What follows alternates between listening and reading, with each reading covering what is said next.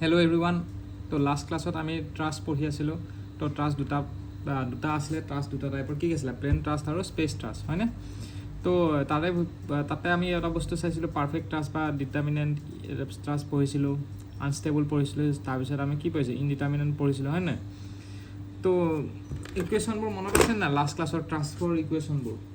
তো ট্ৰাষ্টৰ ইকুৱেশ্যনবোৰ মই তোমালোকক দেখাই দিওঁ ইয়াতে আছে এইটো চোৱা তোমালোক দেখিছা নাই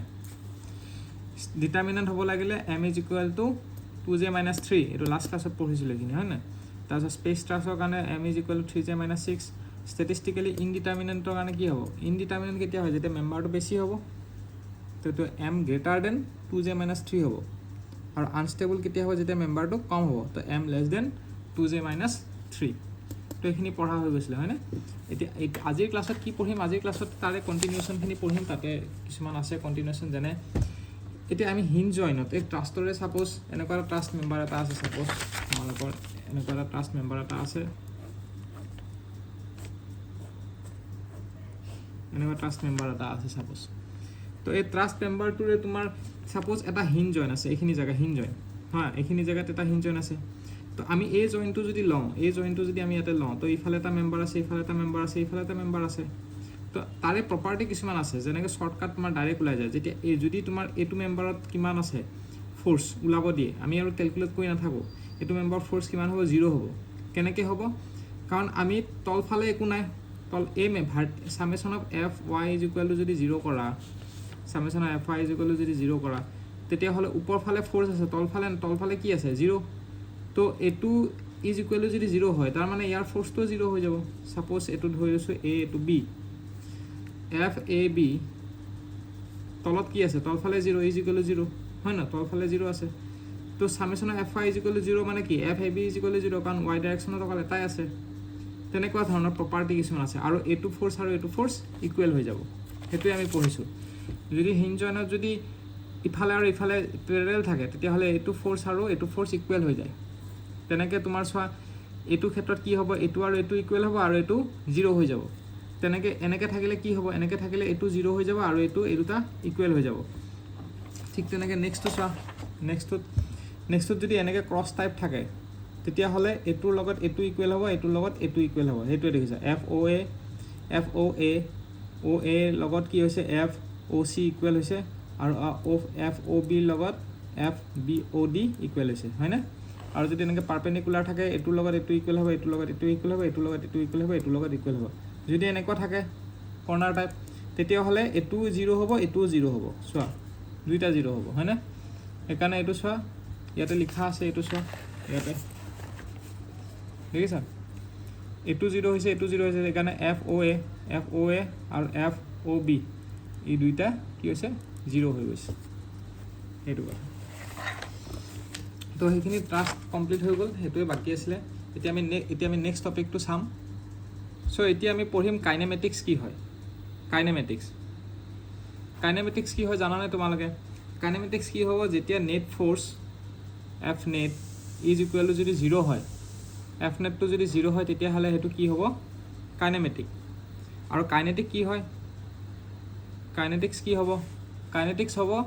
য'ত নেকি F net force is equal to M A যদি হয় F is equal to M A যদি হয় তেতিয়াহ'লে সেইটো কাইনেটিক্স আৰু নেট ফ'ৰ্চটো যদি 0 হৈ যায় সেইটো কাইনেমেটিক্স এতিয়া ইয়াতে স্প্ৰিং ফ'ৰ্চটো কি হ'ব স্প্ৰিং ফ'ৰ্চটো কি হ'ব জানানে এতিয়া ছাপ'জ এনেকৈ এটা স্প্ৰিং আছে স্প্ৰিংটোৰ লগত এটা মাছ এটাচ হৈ আছে হ'ব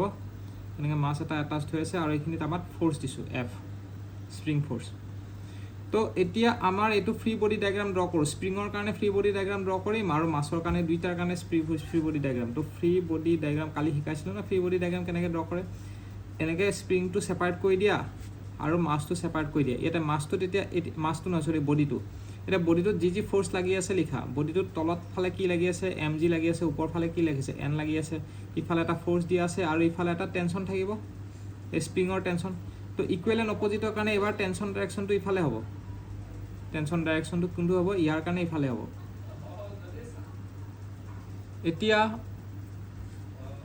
এতিয়া তোমালোকৰ চোৱা ইয়াৰ ফ্ৰী বডি ডায়েগ্ৰামটো ড্ৰ কৰিলোঁ হয়নে এতিয়া তোমালোকৰ চোৱা এল নট কি হ'ব তোমালোকৰ এতিয়া এল নটটো কি হ'ব এল নটটো ধৰি লৈছোঁ নেচাৰেল লেংথ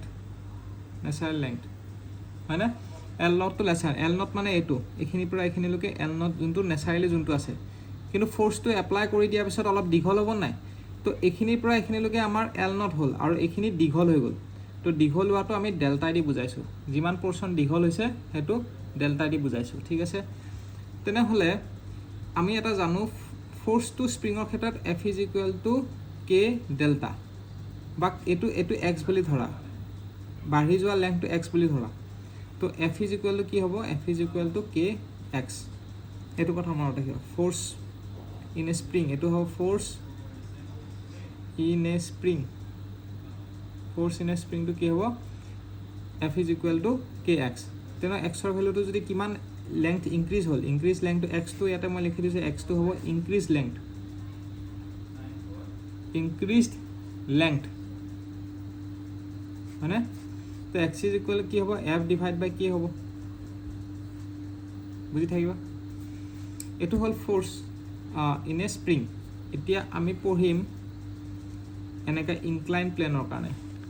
প্লেনৰ কাৰণে এটা ছাপ'জ বডি আছে তো এইটো ছাপ'জ এংগল থিটাত আছে তো এইটো হৈ গ'ল আমাৰ কি হ'ব এইটো মাছ এম তো ইয়াৰ যদি ফ্ৰী বডি ডায়েগ্ৰাম ড্ৰ কৰা তেতিয়াহ'লে কি হ'ব ইয়াৰ ফ্ৰী বডি ডায়েগ্ৰাম ড্ৰ কৰিলে এইটো বস্তু এনেকৈ আছে হয় নাই তো ইয়াৰ যদি ফ্ৰী বডি ডায়েগ্ৰাম ড্ৰ কৰা ইফালে আহিব এটা ৱেটটো এনেকৈ আহিব এম জি আৰু ইফালে এইটো এংগল যদি থিটা হয় এই এংগলটো কি হ'ব থিটা তেনেহ'লে ইফালে হ'ব এম জি কছ থিটা কাৰণ এইটো যদি থিটা হয় আৰু ইফালে কি হ'ব এম জি চাইন থিটা হয়নে আৰু ওপৰত এটা ৰিয়েকশ্যন থাকিব এইটো এন আৰু তোমালোকে যদি ফ্ৰিকশ্যনটো যদি ধৰা ফ্ৰিকশ্যনটো F is equal to mu N কি হ'ব মিউ এন তো F is equal to mu N যদি হয় তো এফ ইজ ইকুৱেল টু এতিয়া ছামেশ্যনৰ এতিয়া আমি এক্সিছটো এনেকৈ নধৰোঁ